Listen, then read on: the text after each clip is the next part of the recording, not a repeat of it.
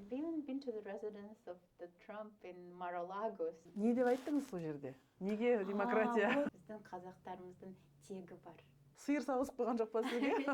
So I said, please read my article or I will be executed. Because that's what they do to journalists in Kazakhstan, right? Семейде взрыв болғанда біз де сезетінімізді. We could have brought the world's best expertise on cancer.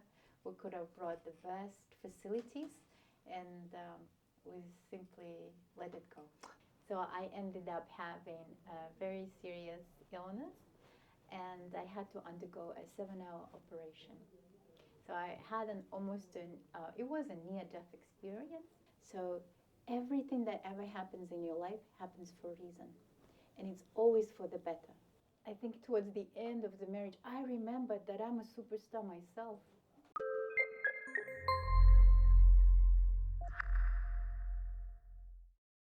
Қош келдіңіз, Гаухар.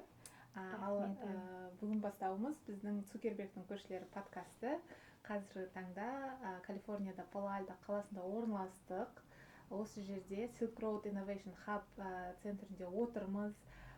Және көп алғыс айтқымыз келеді Silk Road Innovation Hub'ға. Иә, Рай, дұрыс айттың. Есіме жақсы түсірдің. Негізі бізді тамашалап жатқан көрермендер бізді Қазақстанда отыр екен деп ойлап жүр екен кейбіреулері. Сондықтан біз сіздердің естеріңізге салып отырмыз. Біз Америкадамыз, Кремний алқабындамыз, және біздің подкасттың ұраны ол Кремний алқабы қазақша сөйлейді. Ал егер қазақша сөйлемеген күндері ағылшынша сөйлеп кетеді. Сондай ұран. Бүгінгі қонағымызды таныстырайық. Бүгінгі қонағымыз халықаралық қатынастар жөніндегі сарапшы, халықаралық заңгер. Өмірі өте сондай қызықты, көп адамдарға, көп қыздарға үлгі бола алатындай жан Гаухар Абдыгалиева.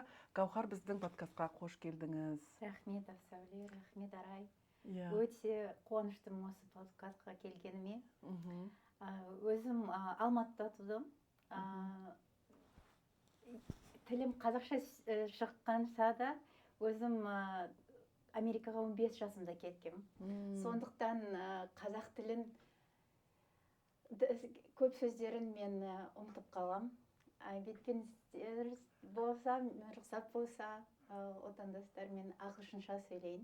Өзім Америкада 30 жыл бойы жүріп, қазақ тілін сөйлейім деп айтсам да көбінесе өзім ағылшынша ойлаймын деп. Өте жақсы. Сіздің қазақшаңыз өте жақсы, иә? Мәз емес. Өте жақсы, мәз. Жаңа Ақсәлі айтып отыр, қазақша сұрақтар қойып, ағылшынша жауап берсек ештеңе етпейді деп отыр. Соның өзіне де таңғалдым, себебі сіздің өміріңіздің жартысының көбі Америкада өткендіктен, әрине тіліңізде адаптация жасайды, яғни адамның миы да өзгере бастайды, жаңа ақпараттар жаңа тілде қабылданғаннан кейін оны мида аудара салу оңай емес. Сондықтан бүгінгі подкастымыз ағылшынша қазақша болып өтсін. Біз аударып отырамыз. Мен өте тырысамын. Біз субтитрлар қойып қоямыз ағылшын тілдеріне. Арай дұрыс айтады. Мысалға осы жерде жүргенімізге 30 жыл болмаса да, бірнеше жыл ғана болса да, қазірдің өзінде жыл сайын бізге қазақша сөйлеу қиындап бара жатқан сияқты. Себебі күнде алып жатқан ақпараттарымыз, терминдарымыз ағылшын тілінде болғандықтан оны оңай қазақшаға аудара салмаймыз. Сондықтан ағылшынша түсіндіре салғанда кейде тіпті оңай болады. Әсіресе жұмыс туралы. Мен айтып кетсем, мен өзім айтқандай 15 жасымда кеттім Алматыдан. Бірақ та балабақшада да, мектепте де тек орысша сөйлестім, оқыдым. Сондықтан маған мүмкіншілікті болған жоқ. Қазақ тілінде өзімнің ата-аналарым сол үйде қазақша сөйлесейік деп, содан ғана мен біртіндеп сөйлескенім сол. Мен қол шапалақтаймын. Өйткені 30 жылдан бері қазақ тіліне сізде ешқандай доступ болған жоқ, орысша айтқанда, иә. Сонда да осындай деңгейде жақсы сақтап қалғансыз. Гаухарды біз бүгін не үшін шақырып отырмыз? Гаухар ол көптеген жылдар бойы Біріккен ұлттар ұйымының құрылымында жұмыс істеген халықаралық қатынастар, жасыл энергетика, бизнестің әлеуметтік жауапкершілігі, неше түрлі өте ірі үлкен тақырыптарды зерттеген, заңдар жазған, кодекстар жазуға атсалысқан, Қазақстанды Біріккен ұлттар ұйымында таныстырған өте мықты эксперт, өмір жолы өте қызықты. Сондықтан біз Америкадағы қазақтардың портретін жасап отырғандықтан бүгін біз Гаухарды шақырдық. Оның Гаухардың кремниялық қабына неге келгенінде қазір сәлден кейін білетін шығарсыздар деп ойлаймын. Бірақ оны бастамастан бұрын сіздің бірінші сұрағым, сіз жаңа Алматыдан туып өстім деп айтып кеттіңіз. Қандай отбасыда туып өстіңіз? Жалпы мен сіз туралы зерттеп оқып отырып, сізді бір Алматының золотой квадрат деген, молодежь деген сөз бар ғой. Алтын квадратта туып өскен, Алматының элитасының отбасында туып өскен қыз ба деп қалдым. Соным рас па, жоқ па, соны айтып жіберіңізші ата-аналарыңыз туралы, балалық шағыңыз туралы. Енді ағылшынша айта беруге болады. Иә. Americans do always say that merit and talent does not disturb to zip code. What does that mean is that we may or may not live in the golden triangle, right, or elsewhere, but it is true that everybody who has the merit and the talent and wants to study and educate themselves to learn about, the cultures of the world, they are always able to do that if they educate themselves. So my parents were always very much focused on education being as a window of opportunity. My mom and my dad both came to Almaty to study at the university. My mom studied engineering, IT engineering. In fact, she was the first woman to be the head of the IT lab at the Kazakh National Polytechnic Institute at that time. And my dad studied applied mathematics and physics. And he has, with his abilities, he was able to do math for very difficult space institution research. So in fact, he helped the work of the space engineers. So from what I remember, he was always away, business trips to Moscow and Baikonur, and we were always studying things about the stars and the planets, and we would always do a lot of things that are larger than just the world itself. So it was always this grand vision of the things that you can do and achieve. So for them, they always told me that impossible is nothing. So this is how and why, since my early childhood, I wanted to dedicate my life to changing life of different people. So to really be a life agent, change agent. So again, I wasn't necessarily born в золотом квадрате. Это был центр Абая Ауэзова, Абая Масанчи. That is where my school, my music school, my high school, and then Kazgua were all located. So that's my neighborhood, in fact. In high school, we later moved to Самал, екі. Сонымен бірге, осы хабарға дайындалып отырған кезде менің қатты таң қалғаным, сіз Сәкен Сейфуллиннің туысы болып шықтыңыз. Сіздің анаңыздың әжесі Сәкен Сейфуллиннің немере қарындасы. Дұрыс па? Кузина, казын дейді ғой, оны қалай айтамыз. Гаухардың әжесі мен Сәкен Сейфуллиннің Сәкен Сейфуллин екеуінің ата-аналары бір туған бауырлар. Иә, нағашы атам, үлкен атам, сол Сәкен Сейфуллиннің дядесі.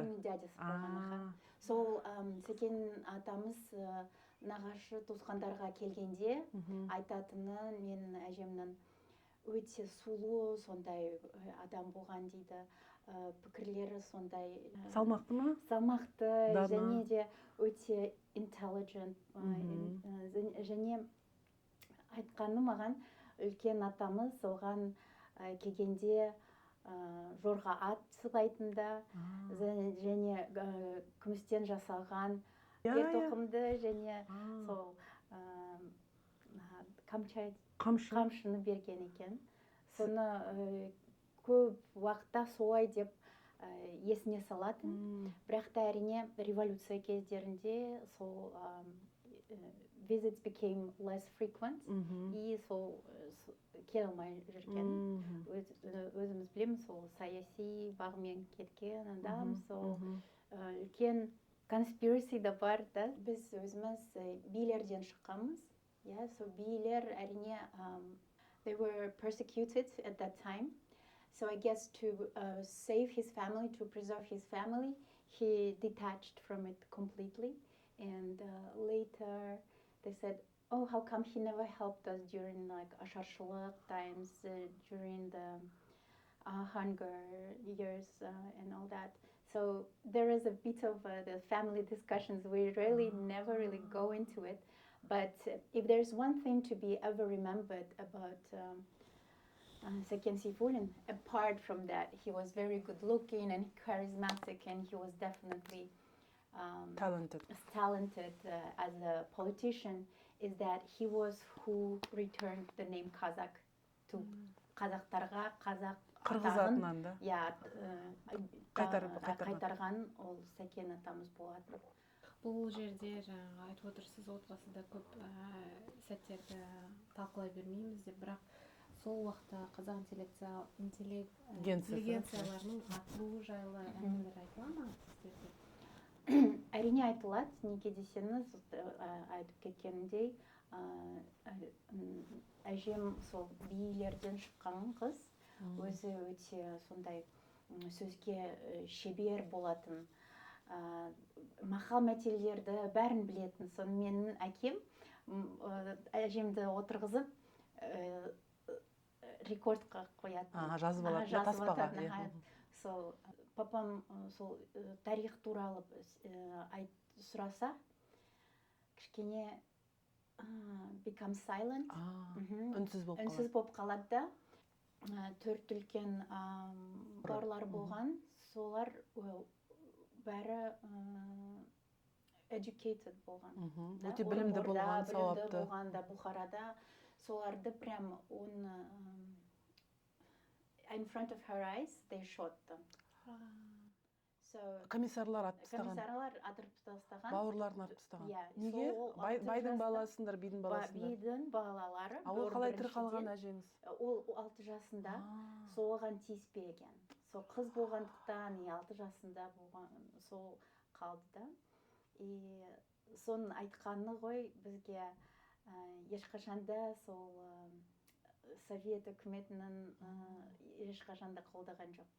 Соны әжем көріп, бірақ та from her early childhood memories about the happy times, she would remember that her father would take her to billiardın to the court, and he will sit бильярд алқасына. So he will sit her next to him, and she would see people argue and to communicate and mediate, and she saw the wisdom of my grandfather, and she learned from it.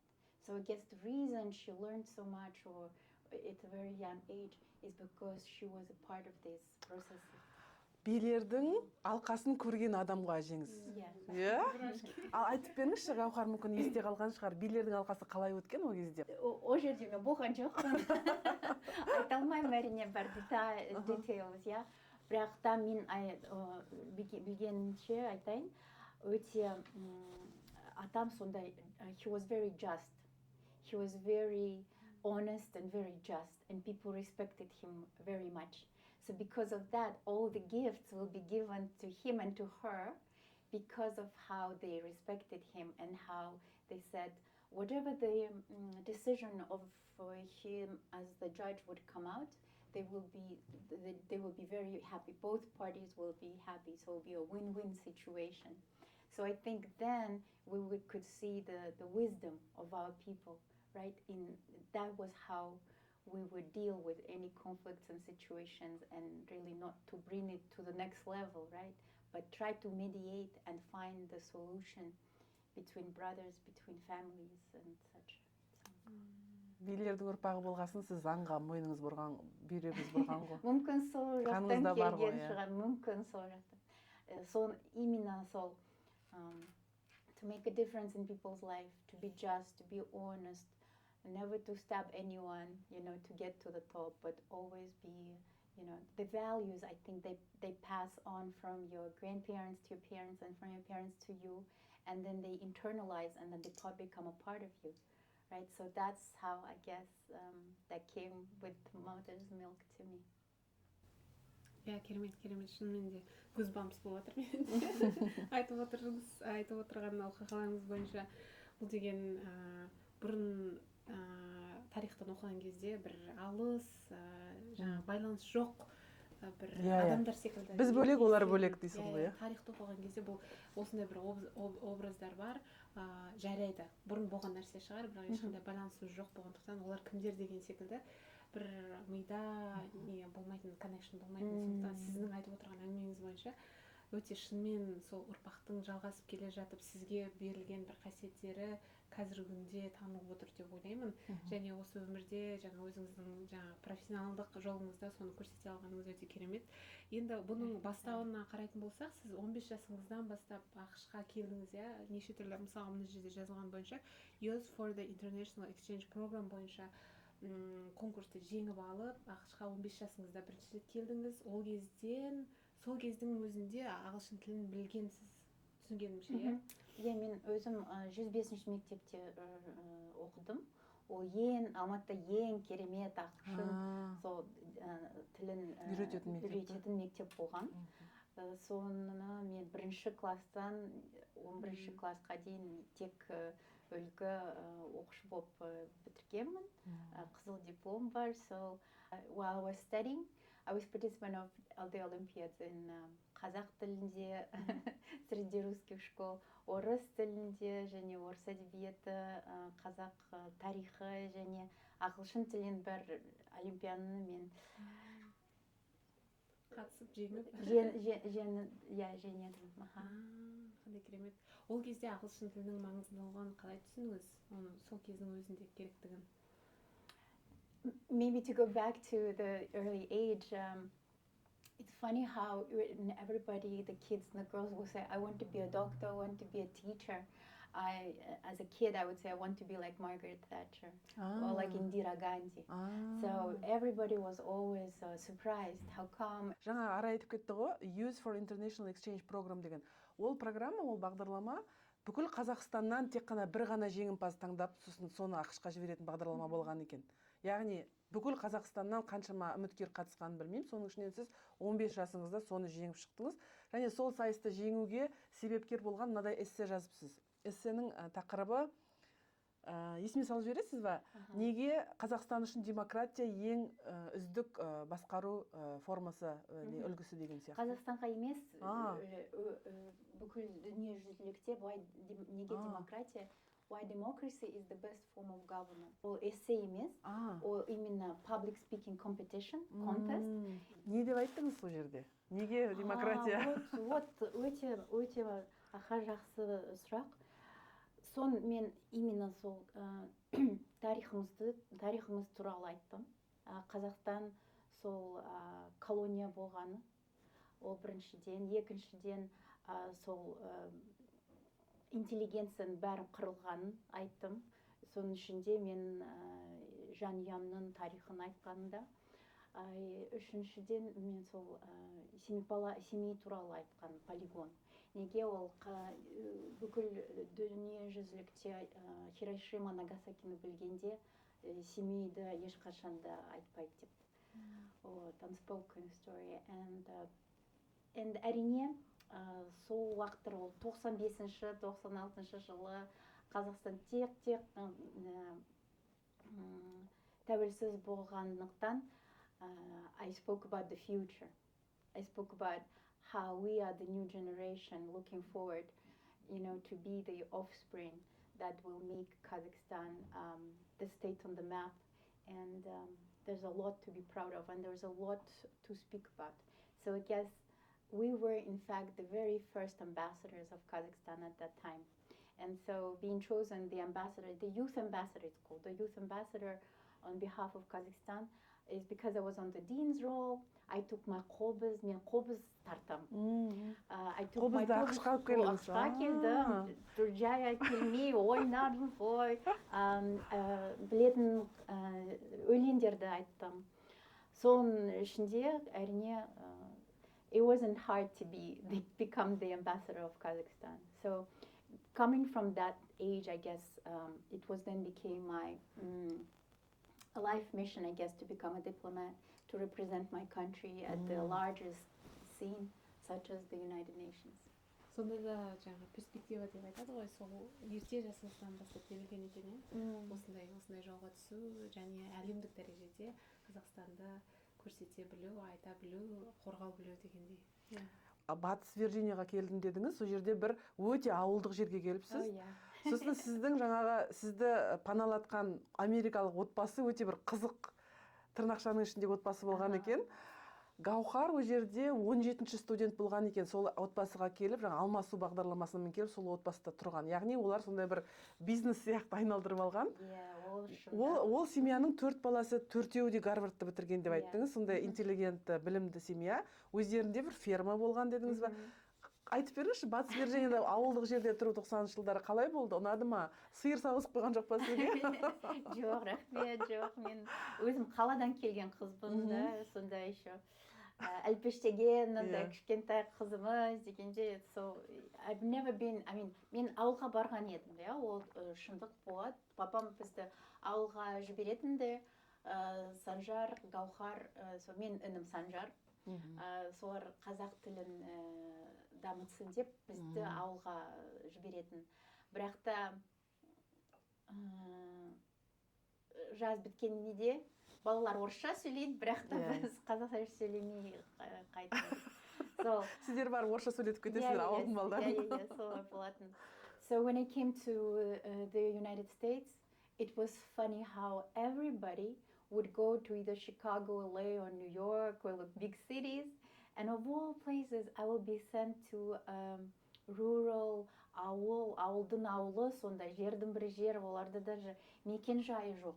Просто P.O. Box. Үлкен бір фермасы болған, американдық ата-аналарым. They were taking students to write off their taxes. So when you take in an exchange student, there's a way for you to write it off as expenses. And that is how they kind of turned it into a business. Maybe it's not nice of me to say these things, but that was totally true. So while other children were exposed to cultural exchange, they got to meet their, what do you call it, like American brothers, sisters. They really wanted to learn the culture. My host parents were not like that. So I was very, very lucky that during Thanksgiving, my English teacher, Mrs. Fick, took me over for Thanksgiving and introduced me to her 3 daughters. And that how going forward, I do consider until now that the Fick's family to be my American family. They really did enjoy that. We have so many wonderful memories together, and until now, we're in touch. And last year I went to West Virginia visiting them, my sisters, and it's a very, very touching and beautiful experience. If you ever have a chance to send your children on this cultural student exchange, please do, because it definitely changes you in a big way. It expands your horizons, right? You learn things, you learn cultures. And, you know, initially the student exchange came from the Kennedys, right? It was the idea. It was the idea that pro-American kids during Cold War, soft power. They will never be able to go against their friends, their families, and they will be feeling more pro-American. In a way, it did work with me. It's true. Because I lived here for so long, I do consider myself American. I never changed my passport only because, this dream of becoming a diplomat is still lurking somewhere in the back of my mind. But this country has given me a lot and taught me a lot. And definitely, I'm forever grateful to my first experience as an exchange student in West Virginia. Сол кезде келген кезде мектепте ең үздік оқушылардың бірі болып, бірден өзіңізді көрсете білдіңіз. Мәдени шок болды ма келген кезде? Мысалға, мен осылай күттім, expectations дейді ғой. Мысалы, Америка туралы сізде бір ой болады. Сосын жаңағы сиырлардың ортасына түсесіз. Сол жерде қандай ең таңғалдырған нәрсе? We are always used to this Hollywood glitzy America, right? The New York City lights and all that stuff. We only spent 3 nights in New York City for the orientation, after which they shipped us off to each to different states. And I came, and it was like such a small airport. And when I saw it, and when you are sitting on top of the hill in the house, there was a huge farmer's house, many barns, right? And all you see is hills and hills and hills, and all the dotted, those were cows. Those were all their lands and all their cows, right? So of course my expectations from here went down here. So the best of what I wanted to get would be through my communication, through my peers, through students in school. So I really looked forward waking up at 5:30 to go to school bus, because it will take 2.5 bloody hours to get to school. Күн сайын. Yeah, күн сайын. Неге десеңіз, потому что because they would have to pick up all these kids from all these hills, from all these farms, right? So the best memories of what I have is when I entered, they would say, "Oh, Pocahontas, Pocahontas," because it was such a very, very white suburb, right? So they never saw people like myself. And that was the year that Pocahontas came out. By the way, it was the 30th anniversary of Pocahontas Disney movie. So it was the very first time that they showed a girl being a Native American, being the warrior, right? Being the very proud of her identity, of who she is. And when I saw that, You kind of look like her, right? Oh, thank you. I was much beautiful. slimmer at that time. My hair was much longer. Yes, at that time I was like, So that is exactly when I thought, you know, the Native Americans, they do have and do share the same DNA with us. Yes. So for later on, it has become also the area of my studies and of my interest. So I really looked into our interconnection. Айтып жіберіңізші онда. Біздің шынында да Америкалық, Native Americans'ты қазақша қалай айтамыз? Жергілікті халыққа деп. Бізде үндістер деп, индейцы деп айттық, Америкалық үндістер деп. Негізі ол дұрыс емес екен айту. Сондықтан жергілікті халықтар туралы бізбен қандай байланысы бар айтып жіберіңізші, егер оны зерттеген. So when I looked into the historical records and all that, it shows that around 17 to 15,000 years ago, the migration has been through the Bering Strait into the Americas from the steppes of Eurasia, from our land, and it's without a doubt, it's already proven historically that we share the same DNA, especially the Native Americans of the North America. North America, going further. So basically here in Oregon and Portland and here in northern Cali, we show the same. And there are some, and of course it's in the symbols, right?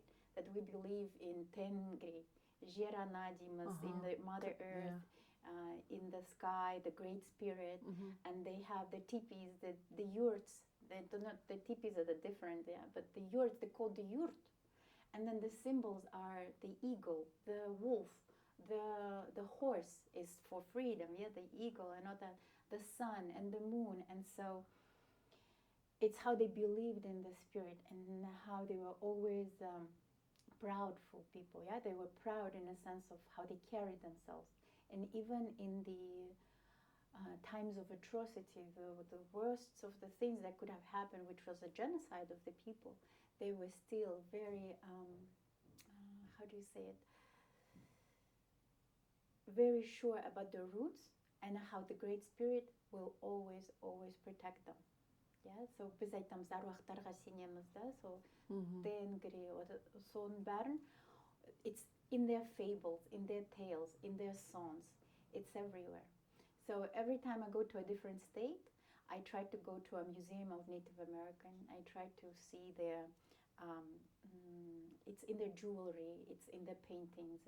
Oh, in the carpets, the same, the өрнектер, алаша, бір біздікіндей. Соны әрине маған білсеңіз, there is this big injustice that has been served, right? So again, қанымды сол тоже қайнатып жібереді. Қаншама адамды өлтірді, қаншама адам ауыр өлді.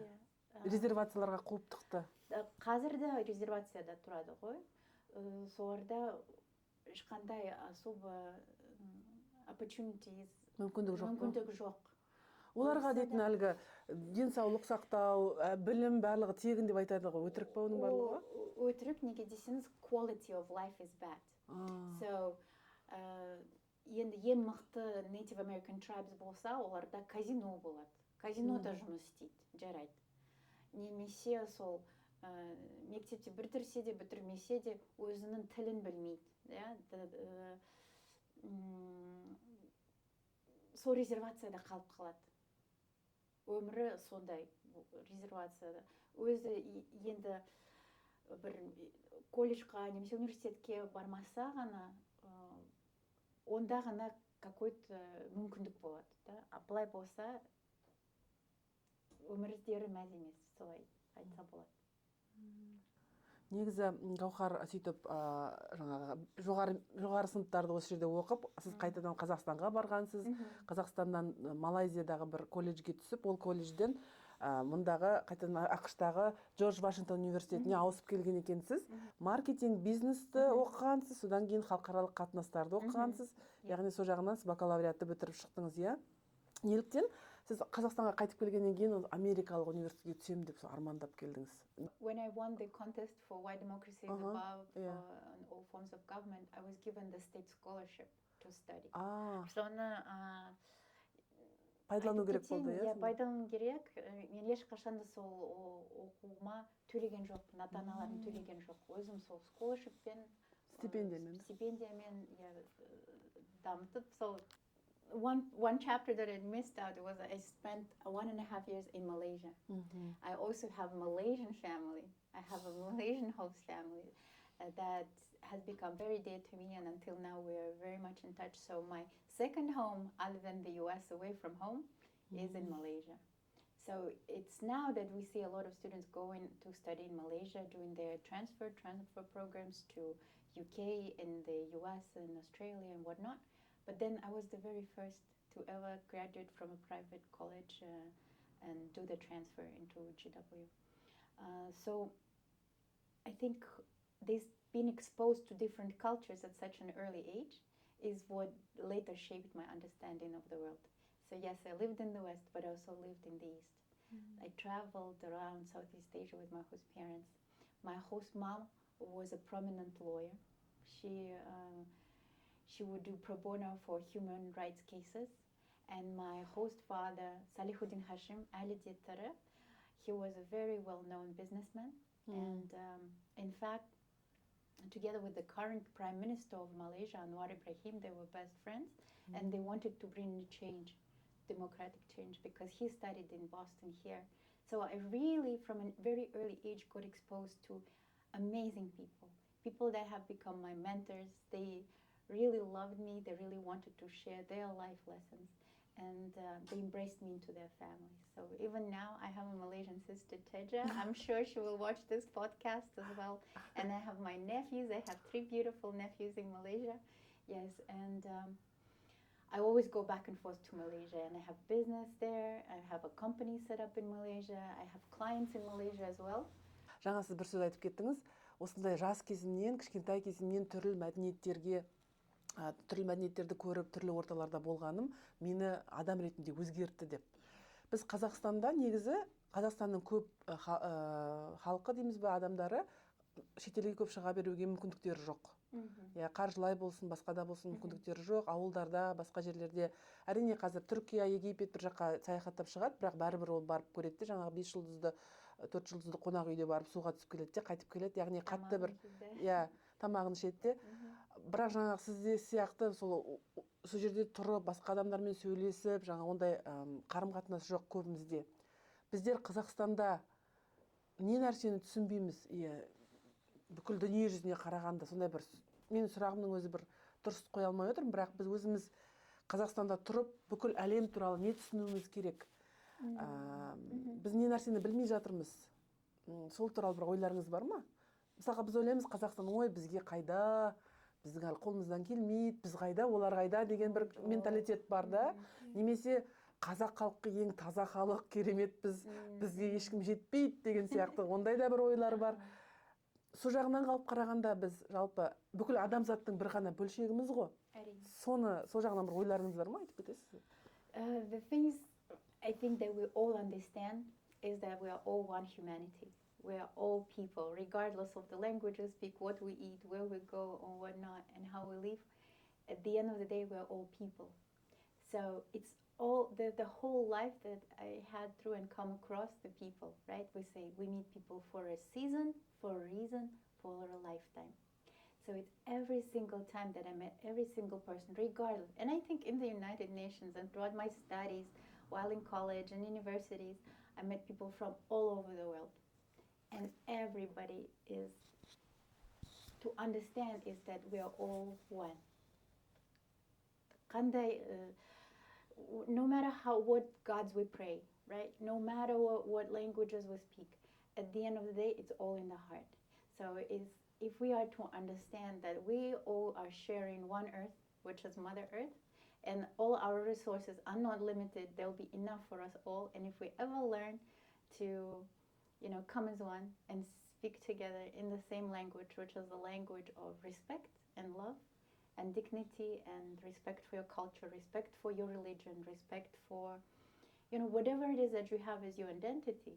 It's you, and I appreciate it, and I love the multi-diversity of all of this.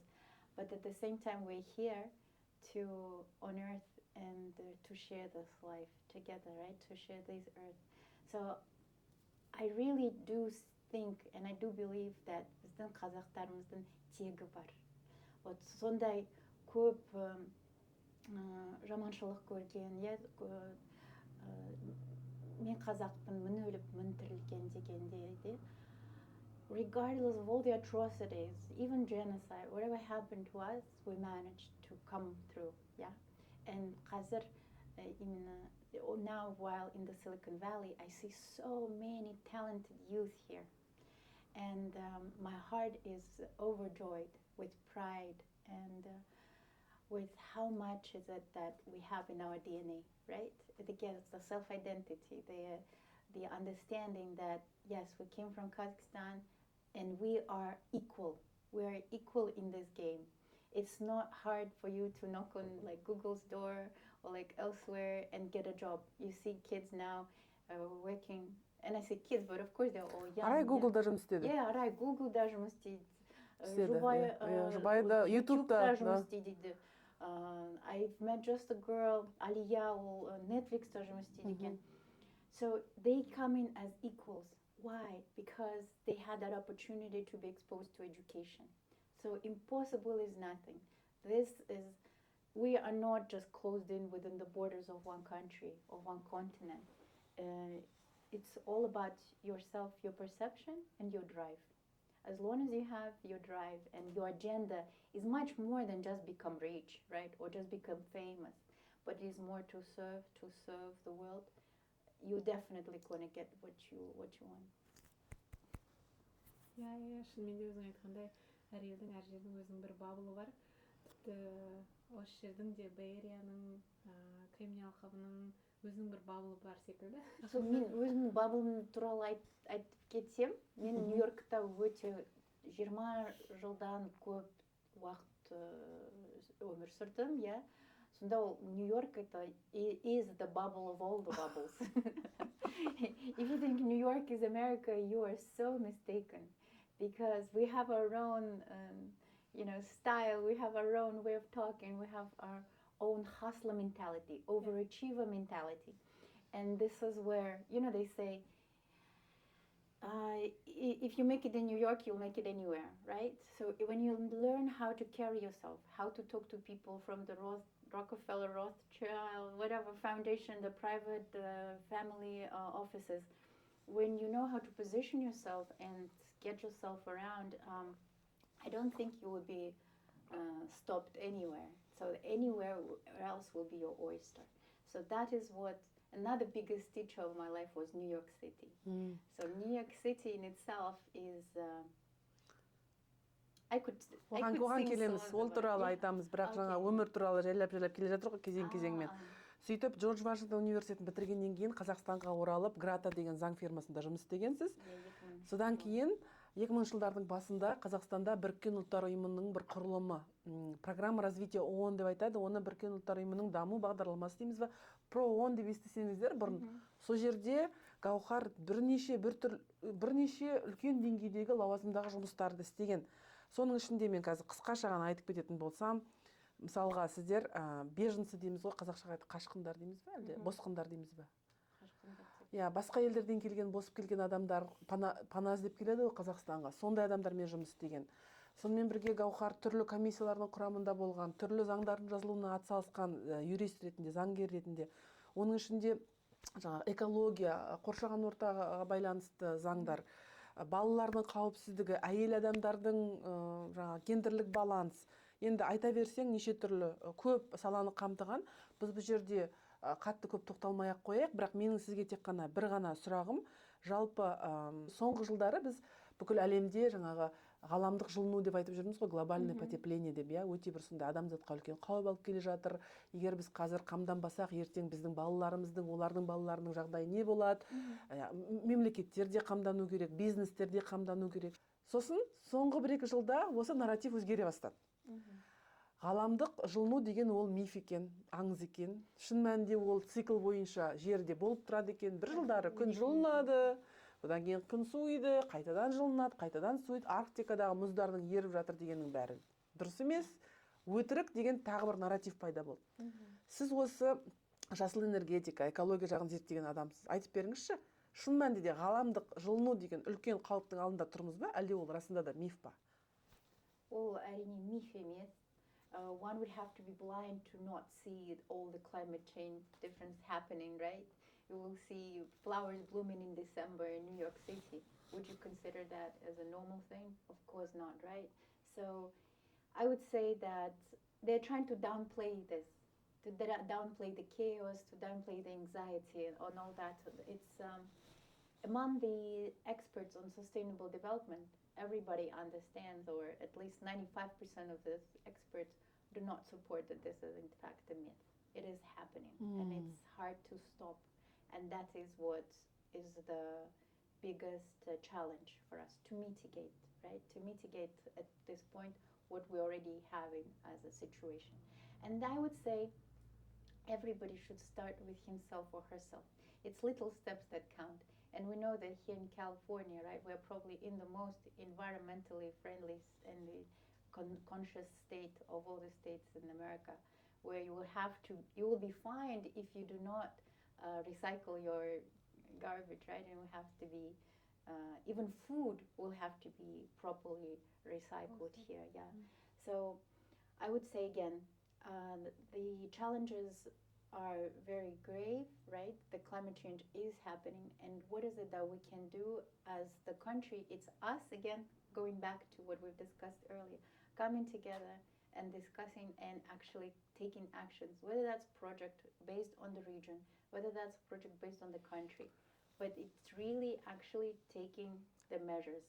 And the SDGs are all about it, right? The Sustainable Development Goals, and the countries committing to reduce emissions, right? To make sure that they do not, like you said earlier, go back to development of brown energy resources, right? But try to go back to clean energy sources as much as they can.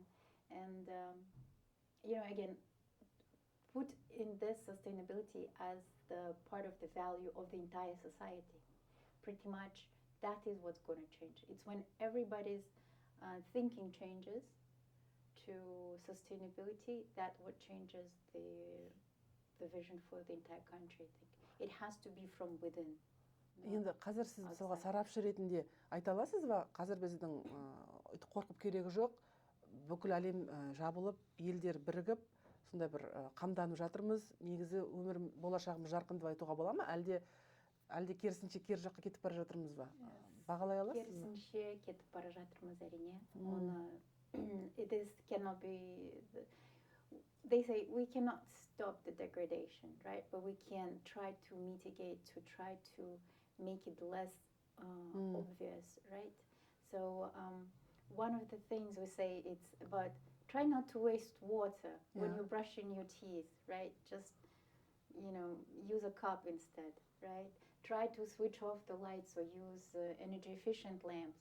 Just that, for example. It's little steps again, little measures, like I said. And we know that there are champions in sustainability, which are Europe, right? Like some parts of in the States, like we said, California it's here and there. So we progress by learning from lessons learned from the champion countries. Germany is among them, right? Japan, of course, Korea. Yeah, it is so important to have a right connections, especially over here when you just came from the different country and trying to build something new from the scratch. It's harder, I think, to have a good start over here. Біріккен ұлттар ұйымы туралы айтып кетейінші, сұрап кетейінші.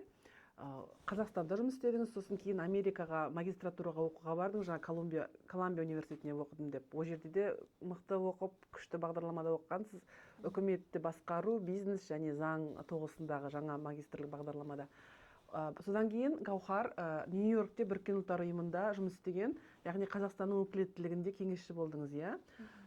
Сол кез, яғни сіз Біріккен ұлттар ұйымы бойынша экспертсіз, сарапшысыз. Оның қалай жұмыс істейтінін білесіз, оның қажеттілігін білесіз. Соңғы жылдары Біріккен ұлттар ұйымы не үшін керек деген сұрақ туындап жатыр. Яғни жай ғана отырып алып, ауызбен сөз сөйлейді, ештеңе бітіріп жатқан жоқ, инициативаларды қабылдайды, олардан шығып жатқан нақты нәтиже жоқ. Бейбітшілікті сақтау керек, қауіпсіздік кеңесінде осыншама мемлекеттер бар, ана жерде мына соғыс, мына жерде мына соғыс, түк бітірмей отыр деп сынның астына ұшырап жатыр. Әсіресе ақш-тың президенті Дональд Трамп сол туралы айтады. Мысалға, Біріккен ұлттар ұйымының ген ассамблеясында биыл ол осындай сынық прямо беттеріне атып ашып айтты ғой, сіздер бұл жерде не істеп отырсыздар деп. Гаухар, Біріккен ұлттар ұйымында жұмыс істеген адам ретінде осы сынға сіз қалай жауап бересіз? Бізге ол керек па, керек жоқ па? Well, it goes back to the idea, right, of why the United Nations was created in the first place, right? It was a place, a platform for all countries to come in and to have a voice. Meaning, each and every country has one voice, one note, right?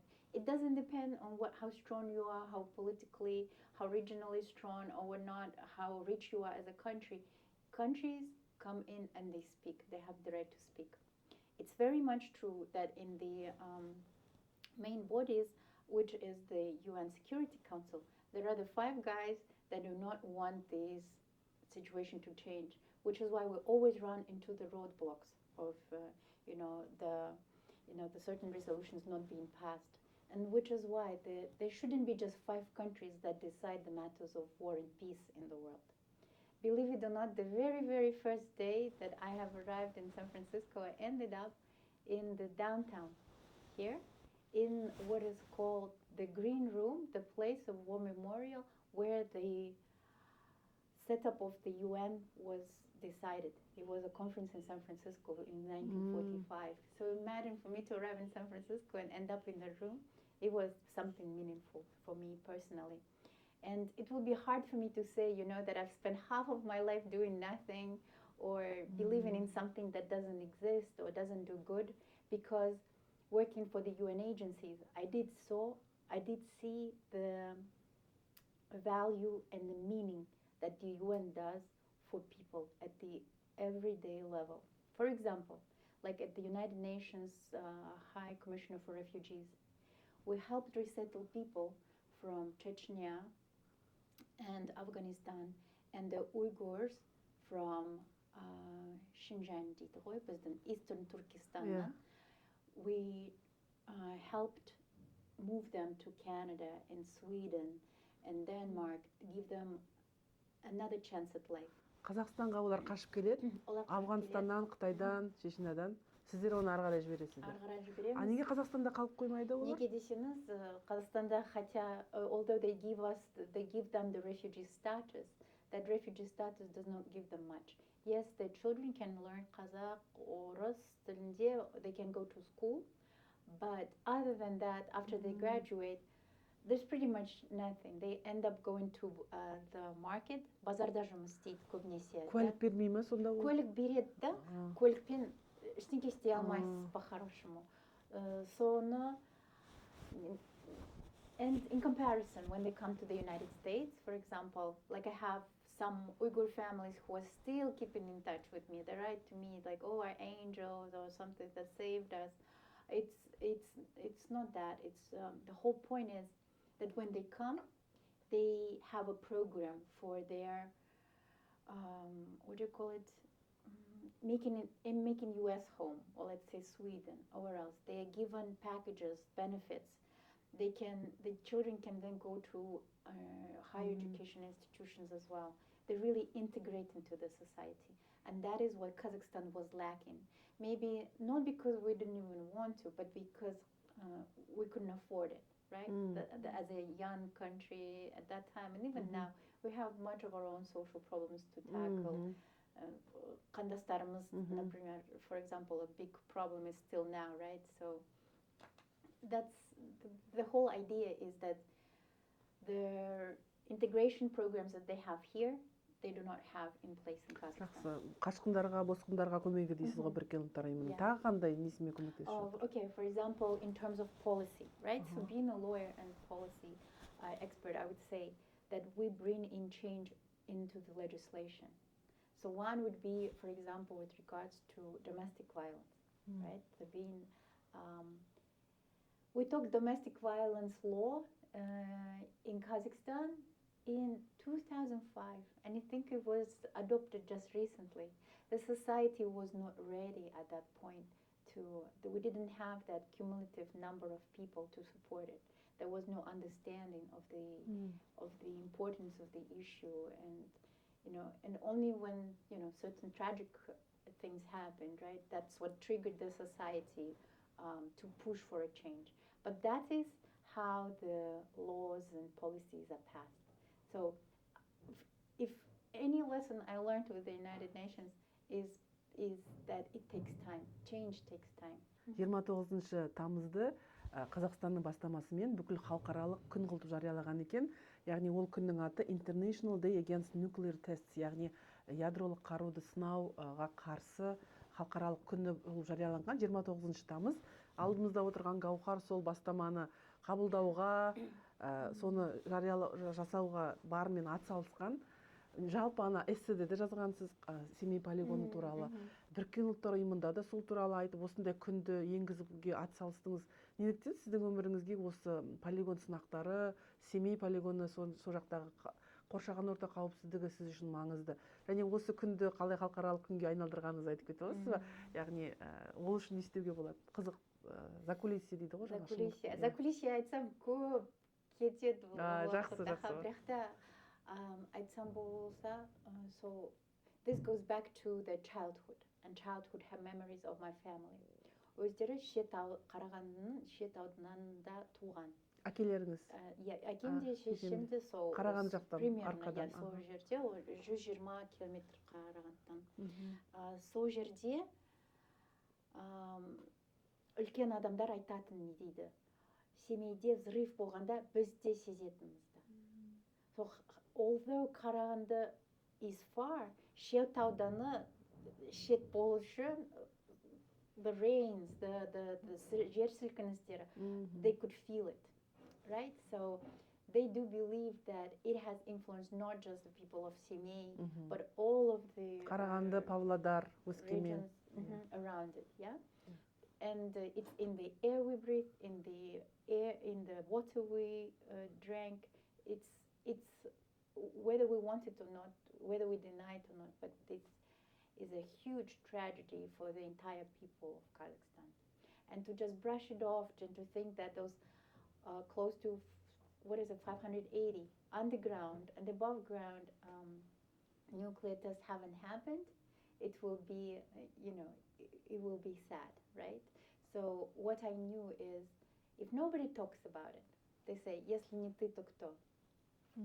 So I took upon that and I said, I'll be the author of this exhibit in the United Nations called «Нерассказанная история», the untold story of Семипалатинск полигон.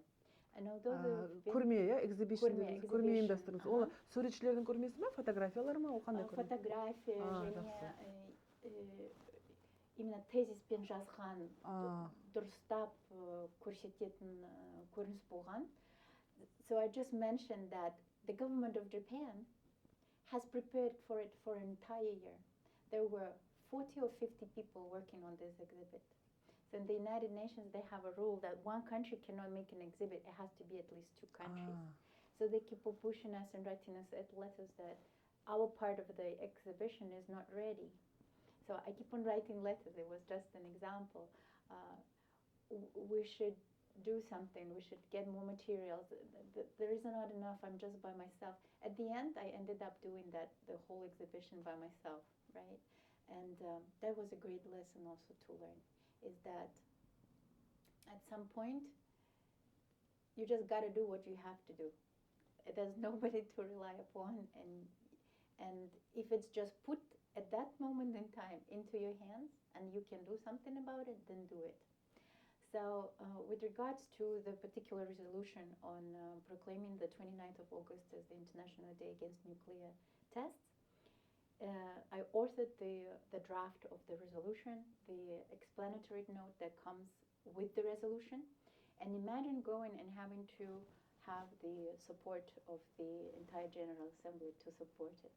Again, anything that has to do with nuclear tests, you're going against the big five guys, right? We know the Security Council member states, and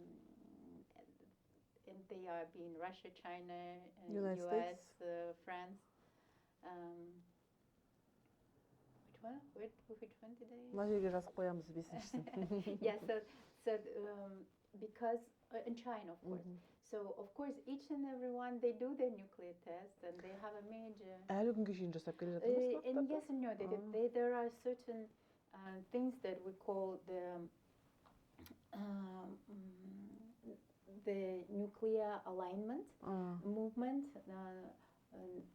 We do not push for it or whatnot, right? But at the same time, these countries, they think that they have the monopoly. But Kazakhstan, of all the countries, has become the nuclear champion. They were the first to renounce the huge arsenal of nuclear weapons, right, in exchange for the guarantees of independence of Kazakhstan. So those were the guarantees we got from the United States at the very beginning of our Украина сондай гарантия алды, ол сақтаған жоқ, ешкім қорғаған жоқ. Бірақ та олар қазірде де көмек етеді ғой. Көмек береді. Жақсы, сөзіңізді бөліп жібердім. Сонымен осы күнді қалай қабылдадыңыздар? Жаңа 5-е қарсы болды ма сонда? Тек қана сол мемлекеттер емес, басқа да болды. Бірақ та, again, it's a beautiful dance, right? It's a beautiful dance of the diplomatic work behind the scenes, just like you said, of bringing this country on board and this country to be the they call it co-sponsors of the resolution, yeah. And then these co-sponsors, they will try to lure their country friends and their group of countries. So at the end of the day, we managed to adopt the resolution in 2009. So the 29th of August will forever be now in history. And people, the least they do, they will learn about Semey. They will know why this particular date. And there are all kinds of events happening all over the world. Why is this particular date? Неге 29? Because in 1991, the president of then Қазақ Soviet Socialist Republic, Nursultan Nazarbayev, signed the decree on closing the polygon. And of course, there's a huge impact of the Nevada Semey movement that has been, again, pushed under the carpet, right? Because there were the times that we have to talk more about the initiatives of the president. But we have to say that the huge impact and the role of our great Olzha Süleymanov, who has actually been the pioneer and the lobbyist and the one who brought this to light. Yeah. So we were only standing on the shoulders of the giants like Olzha Süleymanov. And the other one I wanted to mention is Rımjanov, producer of the movie Polygon, who was following the Nevada Semey movement and made it into a beautiful movie. Even now, you want to take a copy of it, I think it's made in 1990, I may be wrong, but I think 1990, and they say they do not have a copy of it in Kazakh film because it was burned.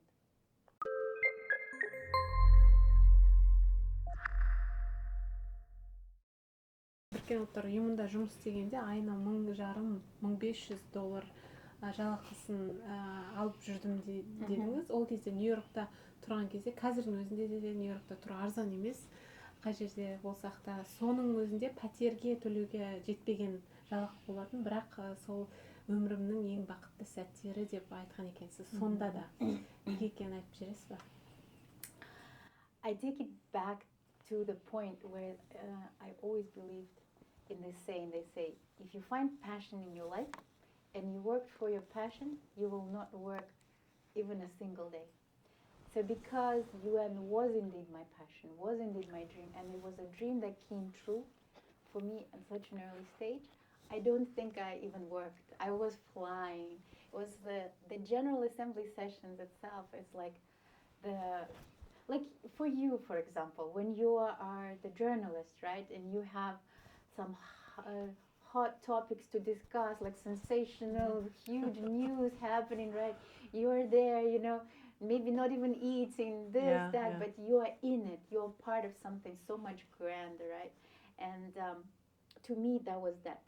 So at the time, of course, the budgets were always not grand, right? And then I knew what I was doing. I was, after completing Columbia University master's program, I went for OPT and stayed in, and it was my choice to stay. So when it is a choice, you agree to the conditions, right? So the conditions also included a small pay, but again, I had help from, and until now, I'm always grateful to my family, my brother who supported me. And I also had pension from the United Nations. Believe it or not, it was quite a good amount. And I was able to sustain myself. But it's not just to pay for the apartment. It's not just the rent itself. You have to look good, right? You could, because you are the face of the country, right? You have to, it's never a little detail, and everybody looks at everything, how you position yourself, how you carry yourself, what bag you carry, you know, believe it or not, what shoes you're wearing, everything is important. So I managed through, I breezed through. During the times that when say that there will be one reception after another, so there was never any problem with food for sure. So other than that, there was just no time to sleep.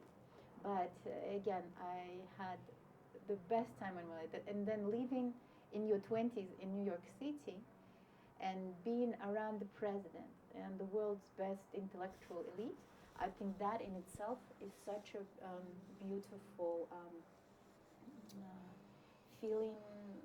And yeah, I really enjoyed it. Колумбия университетінде оқып жүрген кезде 2006 жылы жаңа айтып кеттім, Борат фильмі жарыққа шықты. Сол кезде Америкада Қазақстан туралы ешкім білмеген. Жаңағы Борат туралы фильм Қазақстанды мазақ қылтып шығарып, оған көп адамдар барып, кинотеатрларға адам сыймай, өте атақты фильм болып кетті.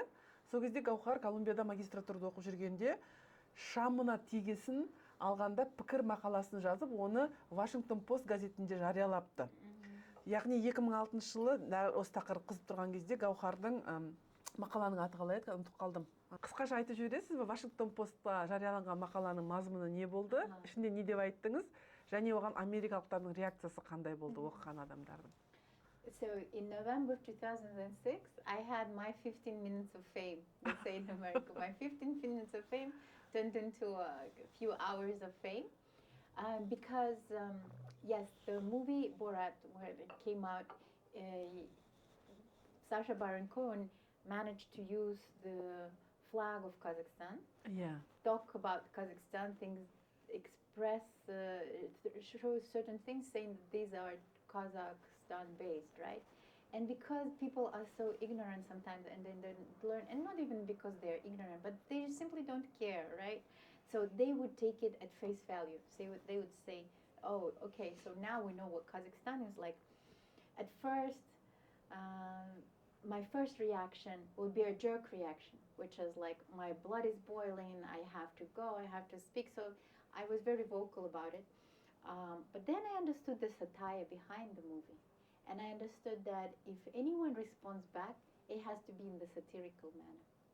So I said, something like, please read my article or I will be executed, because that's what they do to journalists in Kazakhstan, right?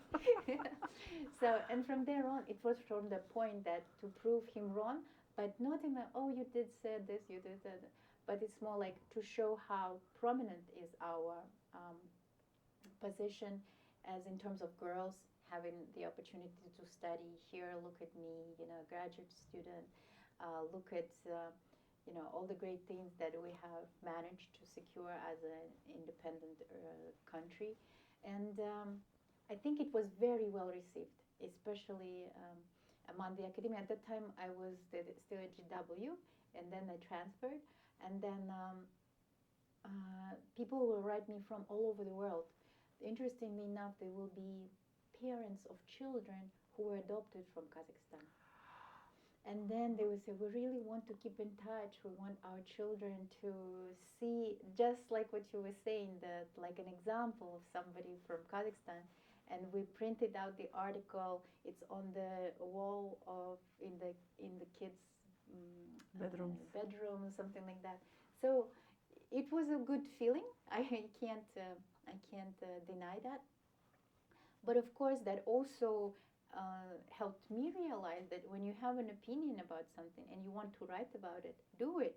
Because again, кто если не ты, right? So I always put myself into those shoes, like, okay, so if you don't do it, others did, but their reaction was different. It was more like defending or justifying the position or something like. No, it has to be very.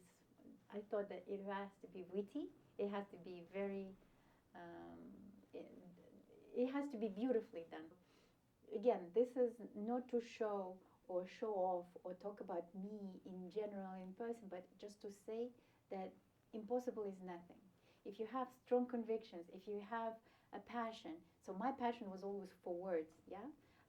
In the beginning was the word, right? So I, intrinsically, a diplomat is a kind of person, they say, that will send you to hell in a way that you look forward to the trip, right? So they say, the use of words in that 700 limit that you have, that the editors will actually accept and print, that was an achievement. And that's what I was told by my professors. They said we would send op-eds, articles for 20 years and none of them will be printed. But they were very proud, and that too gave me another sense of, I'm not saying dignity, but understanding that the word can be a sword, right? Слово тоже. Сөз қылыш бола алады, қару бола алады, жұбата да алады. Yeah. So that's how I learned to be very careful with my words. Every single word you say matters. That's why I do not engage into like just talking for the sake of talking or spreading rumors. I don't like those kind of things. Yeah. Кеше ғана осы жерде болған қазақ спикинг клубында сөйле жүргізген. Сол кезде естуім бойынша бірақ айтады.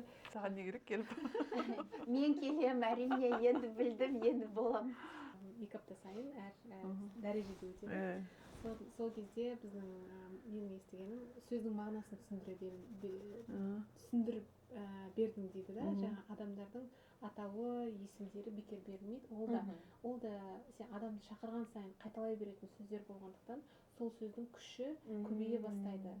Яғни қазақтар да оны көп түсінген, білген және оның қасиетін қолдана білген кезінде.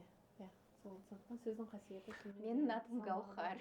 Гаухардай жарқырап тұрсын деп қойған шығар атты. Кім қойды? Мен үлкен атам, мамама, мен ата-аналарыма телеграмма жіберген екен. Поздравляю с рождением дочери Гаухар. Содан кейін қойған. Сондықтан оларда вообще ешқандай выбор болған жоқ. Гаухар деген ол өте қатты, оны сындыра алмайсың, өте әдемі және жарқырап тұрады. Сіздің атыңызға сай, өзіңіздің тұлғаңызға сай қойған ғой. Арайдың аты да, сен толық атың Арай ма әлде Арай? Арай деген ол кәдімгі таңның арайлап, қараңғыдан кейін жарық шығады ғой, арайлап шығады ғой. Сол кезде мен ең жақсы көретін күннің мезгілі ол таңғы арай. таңертең мен жүргенді жақсы көремін, күннің алғашқы сәулелерімен. Арай десе арай сондай жұмсақ, жылу, жарық шашып тұрады. Ақ сәуле. Менің атымда жарық. Менің жаңа кеше есіме алдым, менің әжем қойыпты. Әкемде қандай да бір проблема болған екен жұмысында, бір қиын мәселе. Сол мәселе бірнеше жыл бойы шешілмей жүріп, мен туғанда шешіліпті.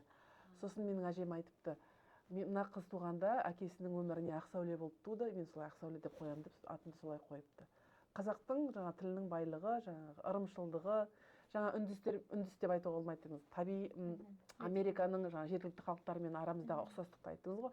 Мен мұндағы америкалық достарыма әзілдеп қалжыңдап күлемін, негізі біздің атымыз осы жергілікті халықтың аттары сияқты, жаңағы намысшыл қыран, жаңағы ағын су, арайлаған аспан деген сияқты аттар деп олар күледі. White light деп мысалы оларды атау мүмкін ғой. White light дегеніміз in English is such a big meaning in everyone who does understand spirituality. Yes. Ақ сәуле, white light is your connection to the divine source. Yeah. The divinity. So that's how we see. Мен осы подкастта айтып кеттім, мына жерге іліп қоярмын. Өзім онкологиялық аурудан жазылғаным туралы подкаст жасағам. Содан кейін осы ауырған адамдарға көмек болсын деп кішкентай бір YouTube арна аштым. Оның ішінде жаңағы оларға көмектесетін бір ақпарат жариялап тұрайын деп. Қазір енді қатты қолым тимей жатыр, бірақ болашақта жоспарым көп. Сол арнаның атын әдейі ақ сәуле деп қойдым. Сіздің айтып тұрған мағынаңызбен, өйткені өмірдегі қандай да бір үлкен проблемалар, оның ішінде аурулар болсын, диагноздар болсын, сіз оны қалай жаза аласыз? Сіз оны жаратушымен бізді жаңағы источник деп айтамыз, қазақша қалай қайнар көзбен арамыздағы байланыс арқылы жаза аласың. Сондықтан менің атым қараптан қарап осылай қойылмаған шығар деп, арнаның атын ақ сәуле деп, мен үшін емес, сол жаңағы қайнар көзбен байланысты. Иә, мақсатына сай болсын деп қойдым.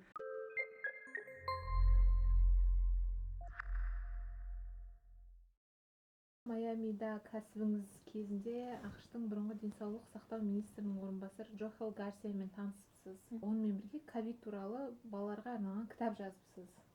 Мен қарап көрмеппін. Иә, мен де оны оқып көрген жоқпын, бірақ Амазоннан тауып қарадым, шын сыртынан.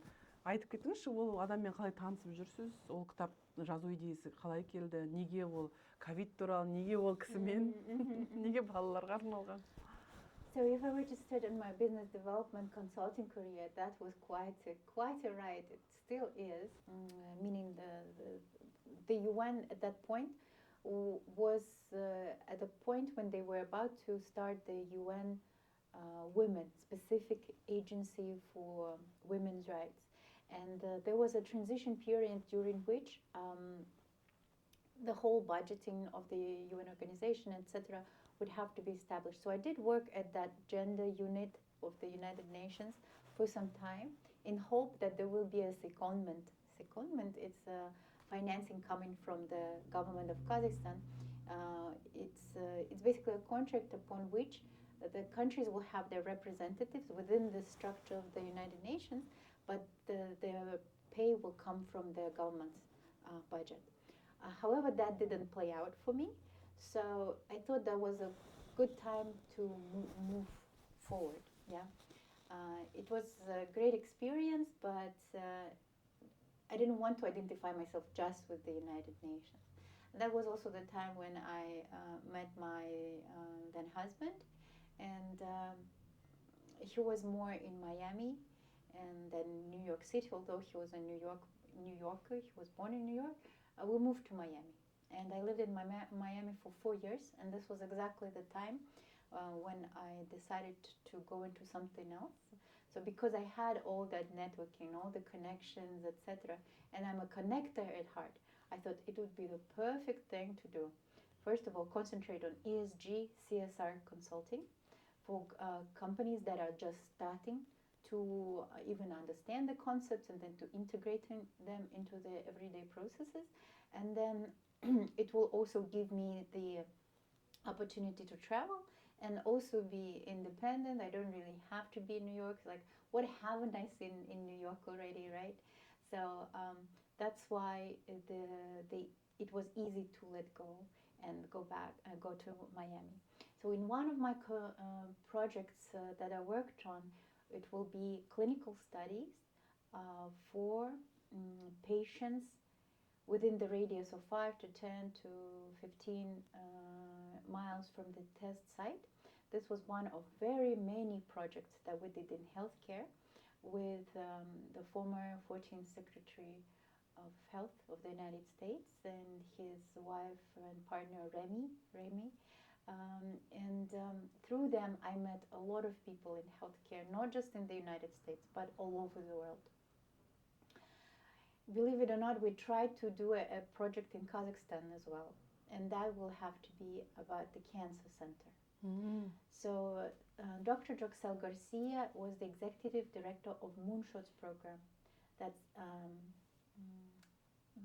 what is something Anderson Hospital in Texas. ең ақштағы ең ірі, ең мықты cancer hospital. туралы hospital. And I brought about the problem of cancer. There are 4 types of cancer in Kazakhstan in which we are leaders in all over the world. Oh, really? And I believe that's also a part because of the Semey polygon.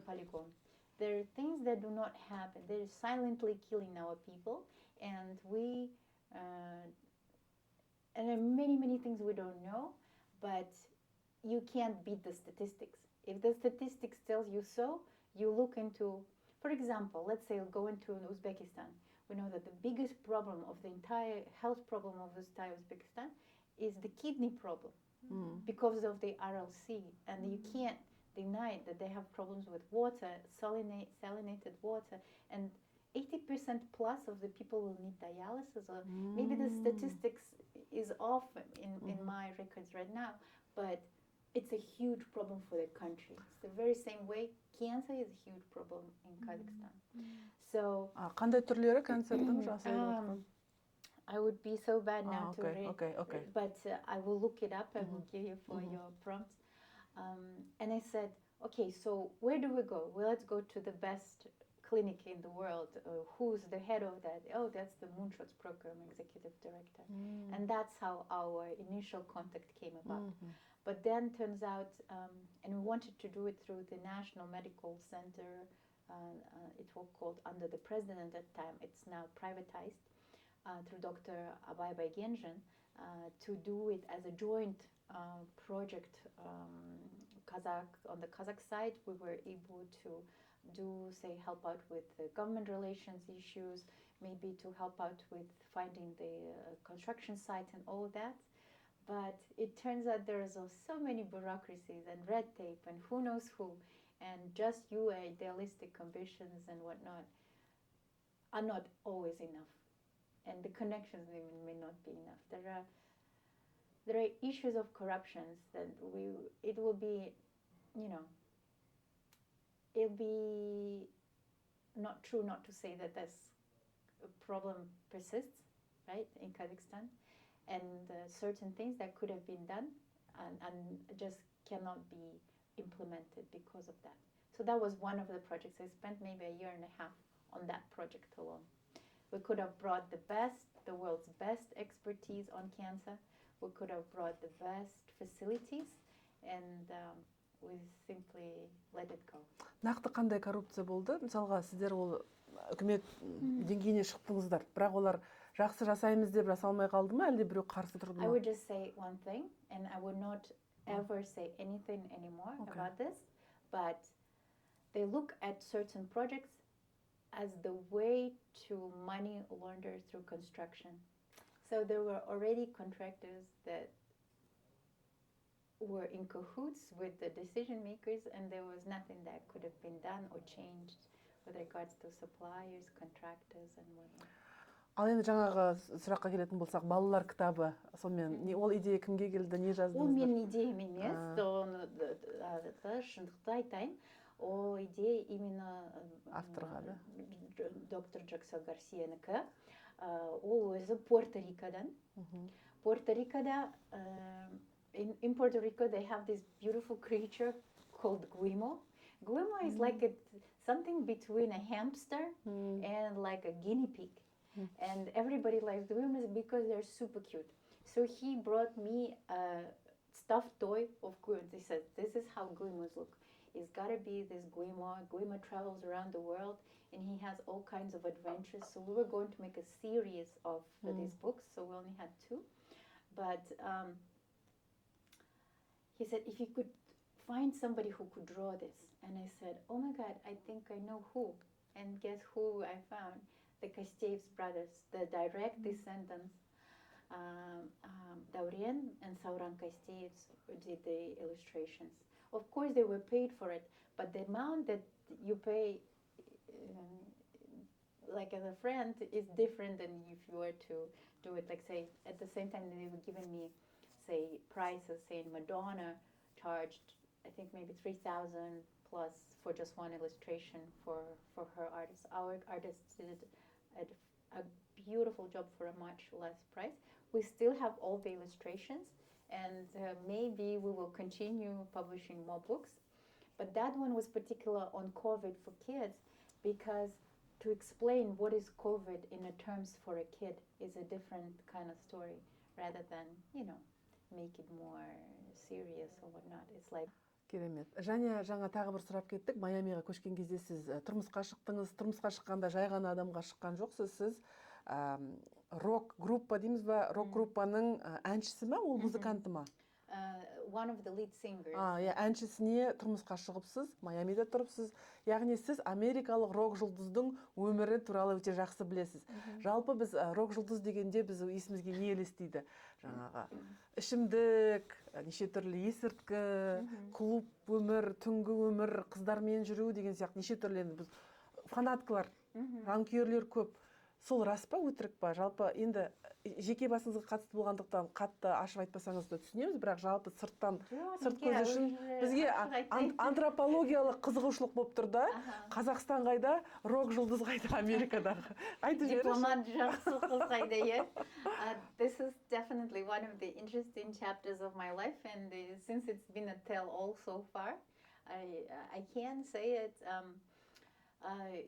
We were so different. Because we were so different, maybe that's exactly why we got together, because we were the outliers, the statistical outliers on both sides. And many of my friends will be so surprised. Everyone is smitten when they see him. He was very good looking, and I mean, everybody that I ever had a relationship was very good looking, but that's not the point. The point is, he opened different horizons for me, understanding a different world from a different side. So, after I divorced, now it'll be a year and a half, 2 years ago, and people have bitter feelings about divorces, and of course, me too, at some point I did. But at the end, I understood what a great teacher he was in many senses. He exposed me to culture, to that part of the world, like Miami being the capital of Latin America, and to the Spanish-speaking world. Because of him, I learned Spanish. Because of him, I traveled all over. At the end of the day, I think no matter how in love you may think you are in the beginning, and how many things are different, and how many things then you start to bring in and create your own traditions, your own values, and this and that. I think I've learned one thing, that maybe as you grow older, you want your person to know and understand your culture and your identity and your essence. So when I see youngsters looking forward to getting married to foreigners and whatnot, and it's like it's everyone's choice, right? But as from what I learned, now I understand the wisdom of our great-grandparents, great-grandfathers and grandmothers, when they try to match the children from the families of their friends, and they say, неге, because when you тегі жақсы, you know the family, you know that they will not treat your child, your daughter, wrong, or something like that. So now, when I see youngsters here, I have this habit of saying, там хороший парень, like, that's a good guy, look at him, he's smart, he's this and that. So I have this understanding that at the end of the day, the laughter, the forgiveness, the common stories definitely glue you together. But at the same time, your differences is what will set you apart as well. And that may or may not include religion, your cultures, your language. But yeah, I would now, if I were to choose, I would probably marry and settle with a guy from Kazakhstan. Yeah. Негізі рок музыканың өзі тыңдағанға оңай емес. Жаңа музыканың энергетикасы туралы пікіріңізбен бөліссеңіз, айтсаңыз. Сосын сіз қобызда ойнайсыз, қобызды білесіз, сол жағын салыстырып. My dad played домбыра. Кішінен тоже ол да домбыра тартады. Осы хапқа домбыраны әкелген мен болатын. Мына сіздің домбыраңыз. Мен ойлап қоям, бұндай домбыра жоқ. Қашан келді деп, жаңа бүгін өзім мен ойладым, сен алып келдің бе деп. Соны I gotta have musicians in my family деп 86 жылы бізде сондай национал патриоттық пікірлер сонда болғанымен бізде Қазақстанда музыкалық мектепте қобыз деген класты біріншіден сол 5-ші музыкалық мектебінде болған. Тек қана соған барғанда I wanted to play the piano, I wanted to play the violin, but they said that my sound abilities were so good that I have to be in qobuz, because unlike a violin, in qobuz you don't have the exact places where you press, right? You just have to really hear it, the hearing notes to play.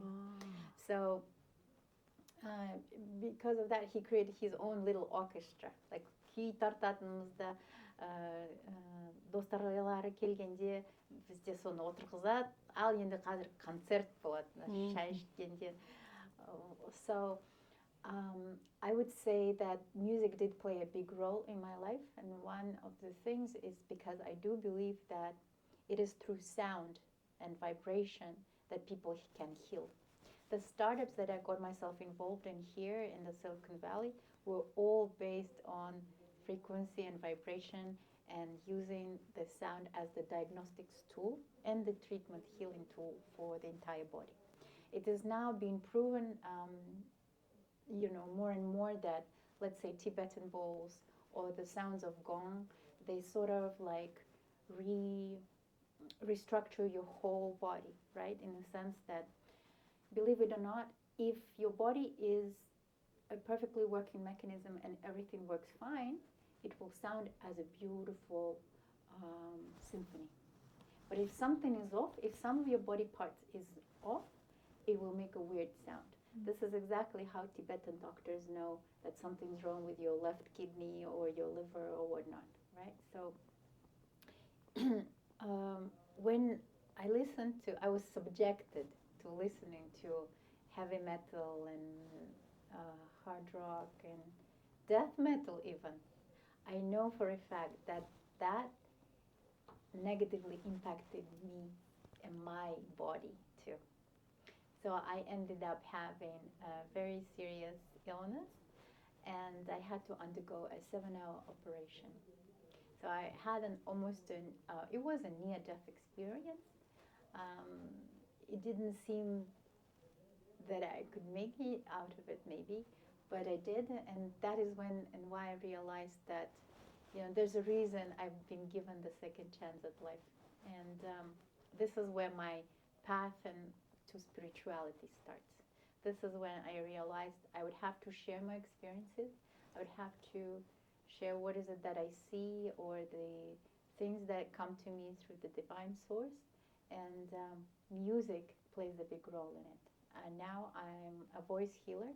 Anything I say or just in my presence, people heal just by listening to my voice. So I could sing, and that also could be healing and treatment and so. If you'd like, I could sing. Міндетті түрде. Бұған шейін бірақ жаңа near death experience айтып кетейін. Ол клиникалық өлім деп аталады қазақша. Мен бұрын өзімнің историяма дейін ондайға көп сене бермейтінмін. Бірақ онкологиялық ауруға шалдығып, содан кейін 4-ші стадия көп өмір сүрмейсің деген сөзді естігеннен кейін жаңағы рухани даму, трансформация, өзіңді өзің дамыту жағына үңіліп медитациялар жасап, клиникалық өлім туралы оқи бастадым. Клиникалық өлімге ұшыраған адамдар, яғни ана жаққа барып, сосын қайтып келген адамдардың барлығының айтатыны бір нәрсе, мына өмірде біз азаптанып жүрсек, ана жақта тек қана жаратушының шексіз махаббатына, жылуына ие боласың. О жақта сені қалайсың солай қабылдайды, ештеңе өзіңді өзгертіп керегі жоқ, барлық қателіктерің кешіріледі, керемет. Барлығының айтатыны сол. Видеодан тыңдасаңыздар да ағылшын тілінде өте көп near-death experience видеолар, кітаптарында оқып. Содан кейін мен өлімге деген қорқынышым кетті. Мен өлуден қорықпайтын болдым. Сосын мен ойладым, жақсы, мен мына ауру келіп тұрса, мен алатын болса, онда барлығына мойынсұндым. Өйткені біз осы өмірде азаптанады екен, бізде қорқыныш, уайым, өкпе, кінә. Ана жақта егер жақсы болатын болса, мен оны қорықпаймын деп, өлімнен қорқуым кетті, шын мәнінде де кетті. Сіздің айтып отырғаныңызды мен толықтай түсінемін, толықтай қабылдаймын. Менде клиникалық өлім болған жоқ, бірақ сіздің жаңағы ана жақта болғандағы сезімдеріңіз немесе не көргендеріңіз туралы сұрауға бола ма, әлде айтқыңыз келмей ма? Жай ғана қызығушылық танытып отырғаным. I wouldn't really go back into that particular experience. I would just say that around 2018 and 19 and going forward, I was able to experience the presence. The presence of the divine is when you know that there's a presence of, again, I don't even know if I'm allowed to say these things, but of angels and archangels. The presence of the divine is always around each and every one of you. So you know how they say you have one guardian angel, like always watches you. You don't have just one, you have plenty. But not everybody is able to see them or to appreciate them. So everything that ever happens in your life happens for a reason. And it's always for the better. And if something that, even if you think you're at the deepest of the holes and of despair and the sadness and whatnot, it's only to bring you back up. So when you hit the rock bottom, there's only one way, and the way is up, right? So with my operation and everything else that happened that led to the divorce and things like that, some would say that, you know, in a way, of course you have your own plans with regards to the marriage, right? And then in a way, somebody would say, that's a failure. You weren't able to keep the marriage or have a kid or that's like that. To me, that's not at all, right? So that was a great lesson in life. And I would say that reaching out to your family, you know, for support, for love, and for understanding how much love there is around you, and there has always been so much love around you. That is what was the biggest driver for me. So when I learned about the potential of, let's go back and bring all the pieces of a puzzle, right? I come from a family, not necessarily extremely rich or anything of the kind, but I have managed to experience the experiences that I was exposed to the life, to you know, to go to the wonderful receptions. I've even been to the residence of the Trump in Mar-a-Lago several times. I have pictures to prove. Yeah, I've seen the people, the clients, among my clients, the people that have changed the world in a big way. They are the CEOs of huge companies, and they happen to hire me as an advisor on certain things. I realized that there's, again, I keep saying that the impossible is nothing, right? But the point is that you are yourself the creator of your reality. There's no limit to just your mindset or your beliefs or your fears or whatnot. I had none of those to begin with. And as I look back and I was like, what is the reason? What is the goal? What is the essence? And I think it goes back to the family. My mom and dad really, really loved each other. They were together since they were 6, although yes, my dad passed away when he was quite young at 39. My mom remained widow at 38 with 3 kids, but they taught me love. They taught me, you know, dignity. They taught me patriotism in many essence, the sense of identity, this pride about yourself, but also of who you are to carry it. But mom taught me resilience and strength. And then when you have nothing to rely upon, right? There's only you. What else do you have to lose? You only have to move forward. So one thing I learned in my marriage is that no man can give you happiness, and no man can give you the self-identity or whatever. It's either you have it or you don't. It's either you have your understanding of who you are and whether you're happy from within or you're not. And that's, I think, towards the end of the marriage, I remembered that I'm a superstar myself. So I said, you know what? Yeah, I may love you, I may not, I don't remember anymore, but I was born to be a star to begin with, and I was pampered to be one. And I have people to prove me that I'm cool, you know, by myself. And that was, I think, the beginning of the next chapter of my life, which was about reinventing myself. So I have been the author, I have been writing things, I have been talking about things, I have been representing my country, and then I represented the UN, there was representing the country in the UN. So in many ways, these are all tapestries of one big, beautiful picture, right? But at the center of it is always you. And then the center of you should always be your heart.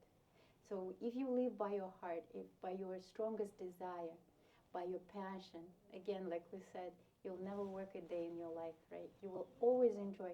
You look forward to each and every day, enjoying your day. I learn something new every single day.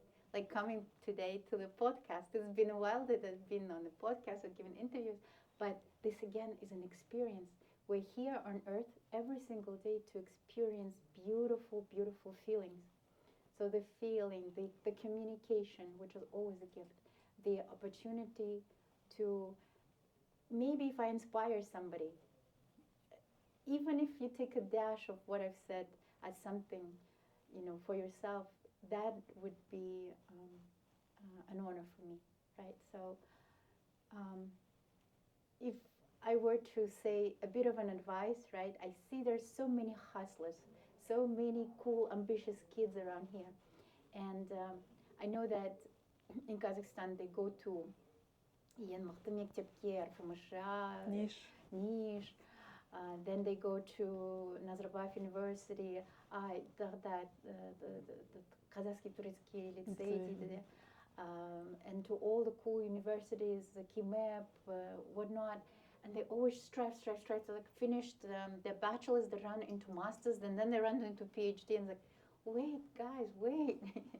You know, enjoy life. Try to understand what is it that you want. What is it that drives your passion? Do not rush so much into life. Like, enjoy the life in between as well. So I think that would be something that I would say. And throughout the life, there'll be so many people that you'll meet. And they'll be beautiful, intelligent. You know, sometimes they could be intelligent, but emotionally totally unintelligent. And there'll be people that are just plain jealous, right? They just, something in you triggers them. And you have to understand it's not about you, it's about them. And it's they that they would have to look within. But you keep on going, keep on shining, keep on working hard, and always have your eyes on the major goal, which is the grand vision. And I hope yours is not just to become rich or famous, but more to give back to the society, give back to your country, give back to your family, yeah? Like they say, if you want to save the world, go back and take care of your family.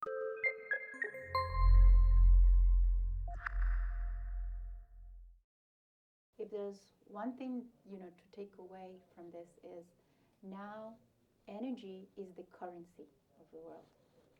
So why are you CEOs, for example, are so spiritual? People in the Silicon Valley, they change in lives of people around the world. Believe it or not, but this is where all the hype, all the great things are happening, and then they move forward to the world. But from what I know, the CEOs, they have spiritual gurus. They understand the importance of sustaining your direct connection to the divine and being energetic at all times. So we only have 24 hours a day. But if you have so many tasks on your agenda for a day, how are you able to complete this and also have a harmonious balance and have time with your family, right, and your friends and hobbies and not. So they choose different devices. So I think I cracked the code. I know the secret recipe, and that is my next chapter in life, which is why I am even here in the Silicon Valley. Сол сұрақты қояйын деп отыр едік. Мына жақта не істеп жүрсіз, енді немен айналысасыз деген сұрақ. Yeah. So this Buzz Luhrmann's song called Sunscreen. It says, live in New York once, but leave it before it makes you too hard. Live in California once, but leave before it makes you too soft. So I probably had too much of New York City in me, ingrained in my DNA, which is all about hustling and bustling and never getting no as an answer. And that is what essentially shaped me. And ambition and work has been a great part of my life. And now I'm changed gears. I want to actually, enjoy life. And from what I see, the Bay Area, San Francisco Bay Area is the place to live, is a place to really enjoy the hike and the weather and the ocean. And the smartest, the world's intelligent people are here, the biggest concentration. So at Stanford, I now take a few classes on artificial intelligence for business leaders. I plan on, how I said when I was doing consultancy, I was helping with business development for different companies, including fundraising. I would write white papers for them. I would write the pitches. I would do the whole thing. And then I'm like, hey, I might as well open my own startup, which is why I'm here. And I say it proudly because I'm not afraid to reinvent myself. I'm not afraid to start fresh and new. And it is my choice, and that's what makes me happy. The fact that things will the life will throw curveballs at you, but it's how you react and what you do about it, and knowing your worth and the belief that I know how to do it. There, it worked in this project. There, in that area of life, it will work here too, 100%, no doubt about it. So, which is why I'm here. Стартап не туралы болады? Сіздің жасайтын стартап. So, startup is actually about is for conscious people, about spiritual growth, about the connection to the divine. There's a I don't know if I should go into it in detail. Mm-hmm. Someone might, yeah. But the idea is that when you are conscious and you're awakened, there are certain, not the rituals, but everyday exercises they would need to, bump up your energy, right? Your mind would have to be a monk mind, which is still, right? Not a monkey mind going on these roller coaster rides, which is, again, partly meditation, is also mantra singing. Mantra singing being anything you sing with the voice. Doesn't matter. It could be singing to your child, where that is healing. Anything you do with your voice, regardless whether you have a beautiful voice or you don't, it doesn't matter. When you sing to yourself, you become your own healer. Mm-hmm. So it's mantra singing, exercising, meditating. It could also include recordings of me playing and singing. But also it will be teachings about how to connect to the divine DNA. Every single person has the divine DNA in them. It is when they wake up to understanding it and actually having that intention to realize that you are in fact the creator of your own life. So I could help with that. If you're interested, you could find my contact. Мына жерге Инстаграмды қалдырамыз онда, иә? Бейне. Шынымен де Кремния алқабына келіп жатқан неше түрлі ойлар болады, неше түрлі идеялар болады. Бірақ осы рухани жағынан даму деген енді өзінің бір бағытын табуда деп ойлаймын. Бірақ шынымен де естіген бойынша Калифорнияда кез келген компанияның бастығының қасында бір рухани оқытушысы болады, не жаңағы адамы айтып көрсетіп түсіндіре білетін көптеген киноларда, сериалдарда да оны көреміз. Сондықтан осы премия алқабы үшін осында тұрып маған басқа бір тағы бір беті ашылып отыруда. Себебі бұл деген мүлдем басқа әлем, мүлдем басқа бабыл деп те айтсақ болады. Оны білетін, түсінетін адамдар бар, не және өз түсінбейтін адамдар болуы мүмкін, себебі басқа әлемде жүр, жаңа басқа тірлікпен айналысуда. Бірақ сонда да осындай бағытта стартаптардың ашылып жатқаны өте керемет деп ойлаймын. Көптеген адамдарға қазіргі заманда, anxiety заманында менің ойымша өте керек тыныштықтың бір жолы, тыныштық табудың бір жолы. Меніңше өмірде қандай да бір жетістікке қол жеткен адам болса, олардың көпшілігі жаңағы сол рухани даму арқылы жеткен сияқты. Қандай үлкен ұлы композитор болмасын, ұлы дәрігер, ұлы жазушы, Apple, Google'дардың CEO-лары, барлығы осы рухани даму арқылы өткен. Бүгін керемет әңгіме болды. Негізі әлі көп отыратын едік, біздің камералар шаршап жатыр бұл жақта. Бір ғана өтінішім, кішкене әніңізді айтып, бізге жаңағы даусыңызды тыңдатсаңыз. Мен айттым да, бағдарламаны тек қана жазғанда да қазақша сөйлемесем айтпетпеңіз, бірақ та бітіргенде мен қазақ тілінде ән айтам, жарай ма? Жақсы, кеттік. Сон мен жақсы көретін әнім Атамекен ай. Кен далам толғанайын, толғайын, домбырамды қолға алайын, жырлайын. Қазағымның даласындай, көзімнің қарасындай, айналдым сен ай, Атамекен ай. Теңіздей тебірендім, тербедім, сапарда сағынышым сен менің. Дүниенің сырларындай, мөлдіріп тұнғанымдай, сағындым сен ай, Атамекен ай. Осымен аяқтаймыз, басқа айтатын сөз қалмады. Біз бамыз